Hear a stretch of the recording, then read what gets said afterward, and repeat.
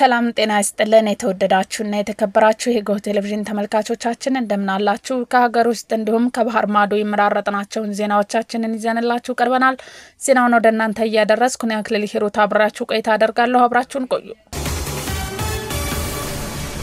በቅድሚያም ዛሬ የተጀመረው ሀገር አቀፍ የተቀናጀ የኩፍኝ መከላከያ ክትባት ዘመቻ መደበኛ ክትባት ያልጀመሩና ያቋረጡ ህጻናትም ተጠቃሚ እንደሚያደርግ ጤና ሚኒስቴር አስታወቀ ሀገር አቀፍ የተቀናጀ የኩፍኝ መከላከያ ክትባት ዘመቻ ዛሬ በቢሾፍቱ ከተማ ባምቦጊያ ጤና ጣቢያ መጀመሩን ሚኒስቴሩ ገልጿል ክትባቱ ከዛሬ ጀምሮ እስከ ግንቦት 15 2017 ዓ.ም ድረስ በሁሉም ክልሎችና ከተማ አስተዳደሮች ባሉ የጤና ተቋማት በነጻ እንደሚሰጥም አስታውቋል በማስጀመሪያ መርሃ ግብሩ የተገኙት የጤና ሚኒስቴር ዴኤታ ከፍተኛ አማካሪ ለሊሲያ ማኑኤል የተቀናጀ የኩፍኝ ክትባት ዘመቻውን የስነ ስርዓት ምግብ የእናቶችና ህጻናት ጤና አገልግሎትን ያካተተ መሆኑን ገልጸዋል ክትባቱ እድሜያቸው ከ5 ዓመት በታች ሆኑ 17.5 ሚሊዮን ህጻናት እንደሚወስዱም ተናግረዋል የክትባት ዘመቻው ቀደም ሲል መደበኛ ክትባት ያልጀመሩና ያቋረጡ ህጻናትንም ተጠቃሚ የሚያደርግ መሆኑን ገልጸዋል ለዚህም በክትባቱ ዙሪያ የማህበረሰቡ ግንዛቤ የሚያሳድግ የንቅናቄ ስራዎች የጤና ባለሙያዎችን ማሰልጠንና የግብአት አቅርቦት በዝግጅት ምዕራፎች መከናወናቸውን ጠቅሰዋል የቢሾፍቱ ከተማ ከንቲባ አለማየሁ አሰፋ በበኩላቸው የዜጎችን የጤና አገልግሎት ተደራሽ ማድረግ የሁሉንም ተቋማትና ባለድርሻ አካላት ተደብረብ የሚጠይቅም ነው ብለዋል በከተማው ክትባቱ በታለመው ልክ ተደራሽ እንዲሆን አስተዳደሩ የሚጠበቅበትን ኃላፊነት እንደሚወጣም አረጋግጠዋል በመሆኑም ወላጆች አሳዳጊዎችና ሁሉም የማህበረሰብ ክፍል ህጻናት ልጆች የክትባቱ ተጠቃሚ እንዲሆኑ ኃላፊነታቸውን ሊወጡ እንደሚገባ መልእክት አስተላልፈዋል በመርሃ ግብሩ የጤና ሚኒስቴር ተወካዮች የቢሾፍቱ የከተማ ከፍተኛ አመራሮች አባገዳዎችና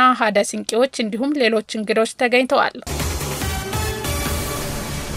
የኮሪደር ልማቱ ያደጋ ስጋትን በመቀነስ ከፍተኛ አስተዋጽኦ ያበረከተ መሆኑን የአዲስ አበባ እሳትና አደጋ ስጋት ስራ አመራር ኮሚሽን ኮሚሽነር ኮማንደር አህመድ መሐመድ ገለጹ ከዚህ ቀደም ውስብስብ በሆኑ የኤሌክትሪክ ገመዶች ሳቢያ አደጋዎች ሲከሰቱ ለመቆጣጠር አዳጋች እንደነበር አስታውቀዋል አሁን ከኮሪደር ልማቱ ጋር ተያይዞ የተገነቡ መሰረተ ልማቶች የኤሌክትሪክ ገመዶች ከመሬት ስር እንዲቀበሩና የእሳት ማጥፊያ ውሃም በግማሽ ኪሎ ሜትር ልዩነት መሰራቱንም ጠቅሰዋል በመከተል ከንቲባ ማዕረግ የአዲስ አበባ ዋና ስራ አስኪያጅ ኢንጂነር ወንድሙ ሴታ እንዳሉት እየተከናወኑ ያሉ የመሰረተ ልማት አደጋን የመቀነስና መቋቋም አቅማቸው ከፍተኛ መሆኑን ገልጸዋል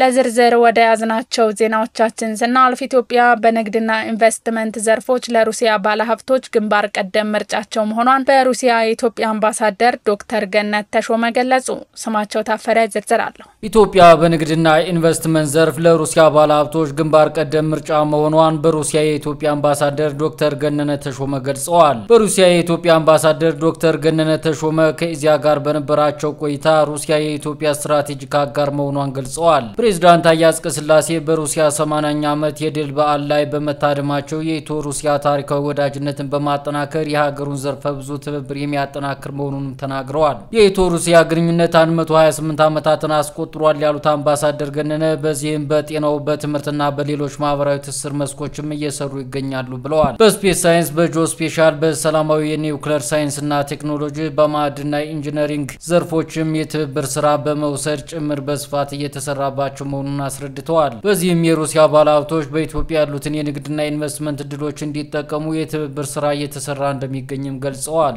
ሩሲያ በዓለም አቀፍ የዲፕሎማቲክ መድረክ በየትኛውም ጊዜ ኢትዮጵያን መደገፍ ሁነኛ ወዳጅ ሆና መቀጠሏንም ገልጸዋል ሩሲያ በዓለም አቀፍ የዲፕሎማቲክ መድረክ በየትኛውም ጊዜ ኢትዮጵያን በመደገፍ ሁነኛ ወዳጅ ሆና መቀጠሏንም ገልጸዋል ለአብነትም እንደ አውሮፓውያን አቆጣጠር በ2024 የብሪክስ ጉባኤ ላይ ኢትዮጵያ አባል እንድትሆን ከፍተኛ ድጋፍ ማድረጓንም ጠቅሰዋል አቡነ ማቲያስ ችግሮችን በሰላማዊ ውይይት እንዲፈቱና ሀገር ፎይታ እንድታገኝ ጠየቁ የኢትዮጵያ ኦርቶዶክስ ተዋሕዶ ቤተክርስቲያን ፓትርያርክ ብፁዕ ቅዱስ አቡነ ማቲያስ የሚያግባቡ ጉዳዮች ተፈልገው ችግሮችን በሰላማዊ ውይይት እንዲፈቱ በማድረግ እናት ሀገር ፎይታ እንድታገኝ እንዲደረግ ጠይቀዋል ቁም ነገር ሽፈራው ዝርዝር አላት። የኢትዮጵያ ኦርቶዶክስ ተዋሕዶ ቤተክርስቲያን ፓትርያርክ ብፁዕ ወቅዱስ አቡነ ማትያስ የሚያግባቡ ጉዳዮች ተፈልገው ችግሮቻችንን በሰላማዊ ውይይት እንዲፈቱ በማድረግ እናት ሀገር እፎይታ እንድታገኝ እንዲደረግ ጠየቁ።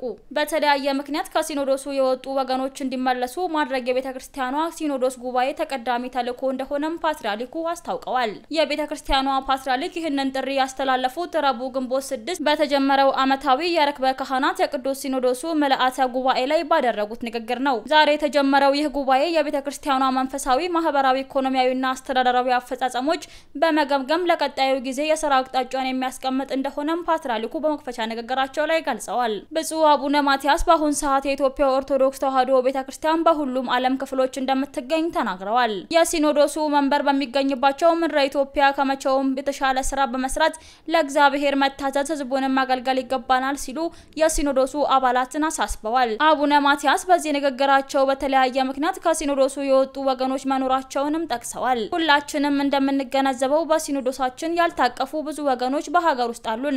እነዚህ ወገኖች እያንዳንዶቹ በተለያየ ምክንያት ከኛ የወጡም ናቸው ብለዋል። አቡነ ማትያስ በዛሬው ንግግራቸው ከሲኖዶሱ የተነጡ ወገኖችን መመለስ የጉባኤው ተቀዳሚ ተልዕኮ እንደሆነ ተናግረዋል። የሄዱትም ወደ ቤታቸው እንዲመለሱ፣ ሌሎችም ወደ መንጋው እንዲቀላቀሉ በርትቶ በመስራት የዚህ ጉባኤ ተቀዳሚ ተልዕኮ ነው። ምክንያቱም ጸጋንና ሐዋርያነትን የተቀበልንበት ዋናው ምክንያት ይህን ለማድረግ ነውና ብለዋል። ከዚህ ጋር በተያያዘም የቤተክርስቲያኗ ተደራሽነት ባሳሰበበት አካባቢ ሁሉ የተለያየ ትኩረት ተሰጥቶ መስራትና ተጨባጭ ለውጥ ማምጣት እንደሚገባም አሳስበዋል። ሀገር አቀፍ የምግብ ጥራት ደረጃን በዚህ ዓመት ሙሉ በሙሉ ተግባራዊ ለማድረግ እየተሰራ መሆኑን የምግብና መድኃኒት ባለስልጣን አስታውቋል። አስገዳጅ ደረጃ የወጣላቸው የምግብ ምርቶች ከባለስልጣኑ ውጪ በሶስተኛ ወገን ሀገር አቀፍ የጥራት ማረጋገጫ የሚያገኙበት አሰራር እየተተገበረ መሆኑ ተገልጿል። ብሌን ተሾመ ዝርዝር አላት።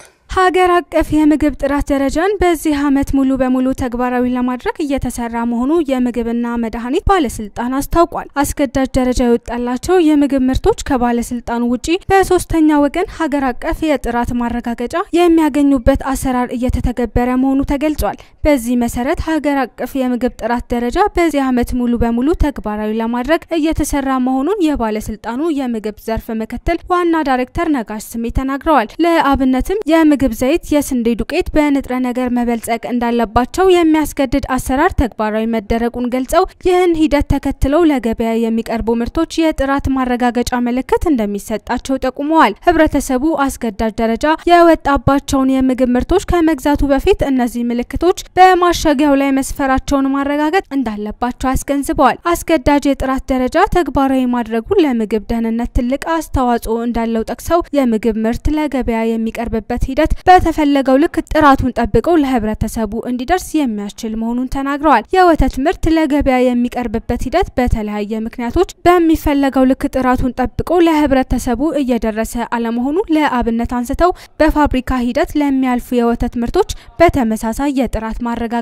ምልክት እየተሰጠ መሆኑን ነው አቶ ነጋሽ የገለጹት። የጥራት ማረጋገጫ ምልክት ተግባራዊ የተደረገባቸው የምግብ ምርቶች የምግብ ዘይት፣ የስንዴ ዱቄት፣ የገበታ ጨው፣ የታሸጉ ውሃዎች፣ ወተት፣ የለውዝ ቅቤና ለስላሳ መጠጦች ላይ መሆኑን አስረድተዋል። ከውጪ አሜሪካ በሶሪያ ላይ ተጥሎ የቆየው ማዕቀብ እንደምታነሳና ግንኙነቷን ለማደስ እንደምትፈልግ ፕሬዚዳንት ዶናልድ ትራምፕ አስታወቁ። በመካከለኛው ምስራቅ ይፋዊ ጉብኝት እያደረጉ የሚገኙት ፕሬዚዳንቱ ከሶሪያ ፕሬዚዳንት አህመድ አልሻራ ጋር በሳውዲ አረቢያ ተወያይተዋል። በዚህ ወቅትም ፕሬዚዳንት ትራምፕ ሀገራቸው ከሶሪያ ጋር ያላትን ግንኙነት ለማደስ የሚቻልባቸውን አማራጮች እያማተረች መሆኑን ተናግረዋል። የሁለቱ መሪዎች ውይይት ፕሬዚዳንት አህመድ አልሻራ መንግስታቸውን ለማጠናከር እያደረጉ ላሉት ጥረት መልካም አጋጣሚ መሆኑን ተናግረዋል። በተጨማሪም ሶሪያ ከእስራኤል ጋር ያላትን ግንኙነት እንድታሻሽል ትራምፕ ማሳሰባቸውን ሪውተርስ ዘግቧል። የትራምፕና አህመድ አልሻራ ውይይት ከፈረንጆቹ 2000 ወዲህ በሁለቱ ሀገራት መሪዎች መካከል የተደረገ የመጀመሪያው ውይይት መሆኑን ዘገባው ጠቅሷል። ፕሬዚዳንት ትራምፕ ሀገራቸው በሶሪያ ላይ ተጥሎ የቆየውን ማዕቀብ እንደሚነሳ ከገለጹ በኋላ